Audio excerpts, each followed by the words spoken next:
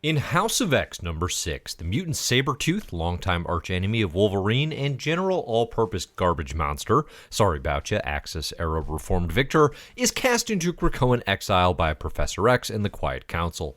In the words of Professor X, Sabertooth's punishment is an exile of being alive but immobile, aware but unable to act, forever, which is pretty damn rough even for Creed. Since that time, through the dawn of X and now into the reign of X, we're yet to see anyone else meet Sabertooth's fate, and apart from the Quiet Council, I'm not even sure anyone else knows this is how Krakoa treats their greatest mutant problems, or at least I was until recently. Nonetheless, recent events in the pages of Captain America have set up a strong possibility for Sabertooth's lone cellmate, Selene, the once and future first mutant. Today I'll answer, what has Selene done that warrants Krakoan prison? Theories and predictions for things to come and whether or not I think Selene will actually wind up in Krakoa's prison. Hey everybody, I'm Dave Busing, founder and editor-in-chief of Comic Book Herald. You're listening to Krakin Krakoan number 160. If you like the Comic Book Herald YouTube channel, please consider liking, subscribing, sharing, commenting, all that good stuff. Helps me reach more comic fans like yourself. You can find full X-Men and comic book reading orders on comicbookherald.com. Links in the show notes here. Spoilers for discussed comics will follow. I was definitely sleeping on Selene's relevance to the ta-nehisi Coates era of Captain America, thinking that her early appearances in the first few issues of the run were likely done away with during the Hickman era of X-Men.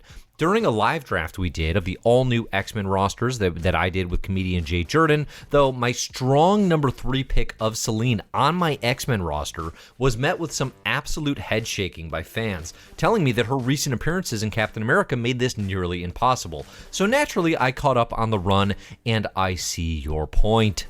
The basis of my argument for Selene is that, like, she rivals Apocalypse in mutant knowledge, she's external status just like Apocalypse, has lived all this history, and brings in the presence of villains, quote-unquote villains, into the new narrative of Hickman X-Men, right? When the heroes and villains lines have been blurred and kind of everyone is welcome on Krakoa. This all comes under serious fire, though, when we consider how Selene has been used and her actions over the last few months in Captain America comics. For those less familiar, Selene is a powerful vampiric mutant capable of psychic control and absorbing the life force of others. She officially debuted in the pages of New Mutants number 9 with writer Chris Claremont, pre-Bill Sienkiewicz era, as the creator and Dark Priestess of Nova Roma, the home of Amara, aka Magma, an OG New Mutant. And shouts here most likely, I'm going to say, to artist Bob McLeod, who was probably the artist at the time.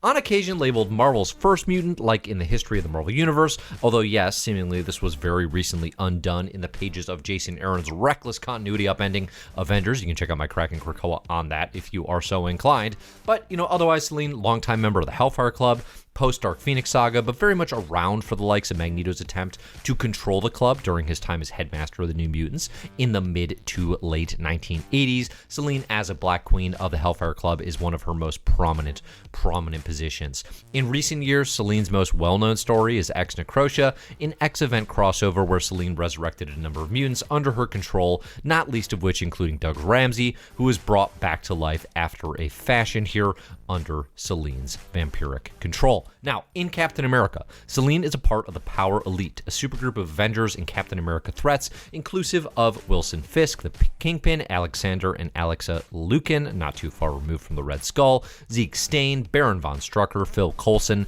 and others. Starting around Captain America number 20, it's revealed that Selene is leveraging post-Cap Hydra Secret Empire takeover angst, okay? In 2017, there was the, Secret Empire event in Marvel Comics where Captain America, Steve Rogers, seems to basically declare himself a Hydra agent, and they kind of take over the world, okay? And that event is very much what the ta-nehisi Coates run of Captain America is responding to, but Selene is leveraging all that to lure predominantly angry men into her new religious settlement, where Selene, much like she controlled Nova Roma as their, anachronist, priestess, is Vicar Gallio, okay? Part cult, part clear analog for America's own political factions and angst. Crucially, too, Selene is not flying under the radar here, at least from Krakoa's perspective.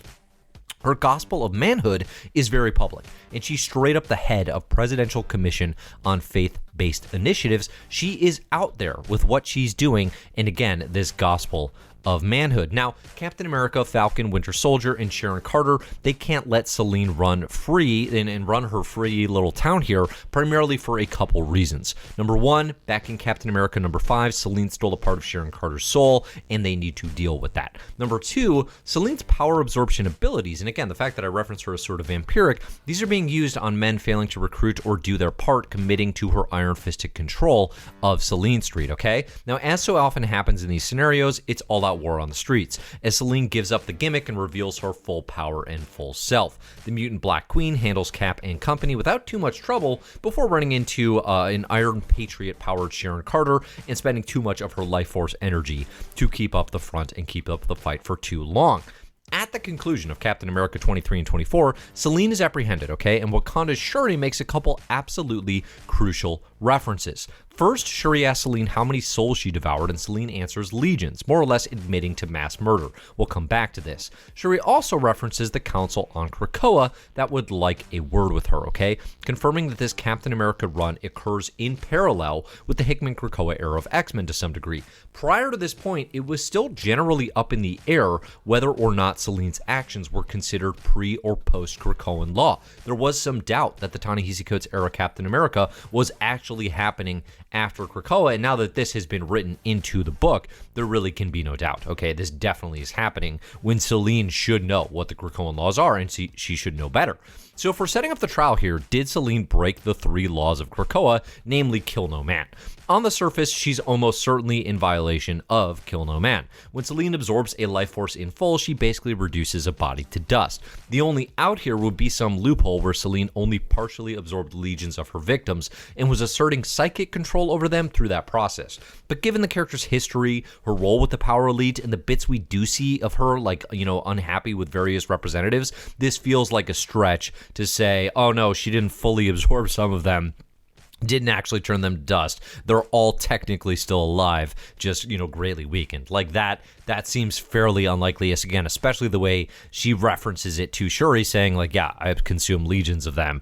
She isn't like, no, don't worry about it. They're all fine in a warehouse somewhere, okay? So probably she broke the law.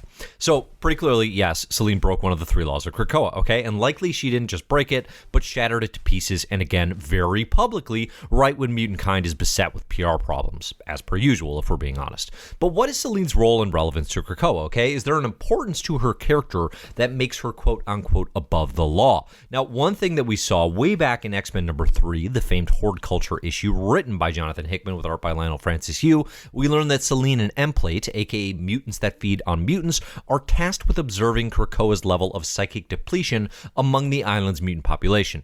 And then there's a caveat that states similar protocols are used to gauge both Selene and Emplate, which to my mind implies these protocols perhaps work to ensure Selene wasn't absorbing fellow mutants, but would have, until this point, been relatively useless gauging her violations, as to whether or not she was absorbing mankind, okay? Plus, if similar protocols are in place for Selene herself, this kind of tells me there are backups who could take Selene's place in this role. And certainly, we've seen Selene in action with the Krakoan psychics during Empire, but it's not like there aren't other comparable psychics on the island who could potentially fill these needs. If one thing Krakoa is not lacking in, it is mutants with psychic and telepathic abilities, and of course just all sorts of mutant abilities as well that would be beneficial to mutant kind. So I don't know that her role, like monitoring Krakoa and the psychic feedback, is really truly like so specific to Selene that it could not be replaced. It seems sort of just like a reminder almost as a role to give this character that, like, hey, you're watching Krakoa doing this because we know we have to watch you doing this. That to me doesn't feel like a great reason to say, yeah, Selene, go out there, absorb as many angry men as you want, and things are fine because we super need you for Krakoa. I actually don't think she has that kind of leverage here. Another upside to Selene's value on Krakoa is that she brings external wisdom and experience that, like, with Apocalypse having gone post Ten of Swords, now in Amenth, does anybody else but Apocalypse really have this? Remember, in creating the external gate to connect Arakko and Amenth, Selene sided with Apocalypse in more or less decimating the externals' numbers. There's mutant knowledge and history that Selene brings to the table that is hard to match. This is why I actually really like, it's part of the reason I like Selene for our sort of fantasy X-Men draft, but it's also a reason I like her for the Quiet Council. You know, as I have recklessly suggested previously, she would be, again, like in terms of, okay, who could fit the knowledge and the presence and the history that Apocalypse brings to the table. Selene fits that better than really anyone in the entirety of Mutantdom. So that piece of it is interesting, right? Like there's a value to that just in terms of her experience, her knowledge. Being an external is a thing that, like, again, this isn't knowledge. They've done a lot of experiments on immortality, on living forever. They actually know a lot of valuable things for the likes of Professor X and Magneto, who are trying to run this government, run this nation without really the know-how, okay? So there's knowledge to be gained, certainly, from a character like Selene. Now, stepping outside the in-story universes, Selene's situation is a bit tricky, given that Coates made plans for her well before House of X and Powers of 10 did happen, okay? And then more or less saw those plans through and kind of sent her back to Krakoa, okay? So, like, Coates was telling a story, you know, in Captain America number 4, number 5, well before House and Powers were on the table, and then now that there's a quick reference and kind of like, okay, have her back, have the mutant back. Maybe the inside baseball accounting would tell us otherwise, but it doesn't seem like the X Office had a clear backing of this use of Selene. Again, if you only read the X-Men comics right now, you would have zero knowledge of any of this, as obviously I missed because I was not caught up on Cap. You know, it has not come up even once so far, I don't think, in the Dawn or the Reign of X. So it is possible that the X-Office doesn't really plan to deal with this at all, given it's happening in Captain America. But I will say, you know, to Coates' credit, he sets them up pretty effectively and without wildly overstepping. This isn't Jason Aaron messing with the Phoenix or Dan Slott retconning Franklin Richards, you know? It's not a writer sort of like tampering with Mutantdom in a way that's really kind of messy. It's actually an immensely good fit for Selene as a character and the sort of behavior outside the bounds of Krakoan assimilation that I'd love to see the Quiet Council actually have to reconcile and judge. I think there's a really good story to be told here, probably in the pages of Hickman's X-Men, with the Quiet Council judgment of Selene. Now, consider too the impact of Selene getting away with it. Again, Selene's behavior is seemingly very much out in the open, and if she's seen walking around on Krakoa without repercussions, it absolutely undoes the threat of mutant judgment. At least I think it does.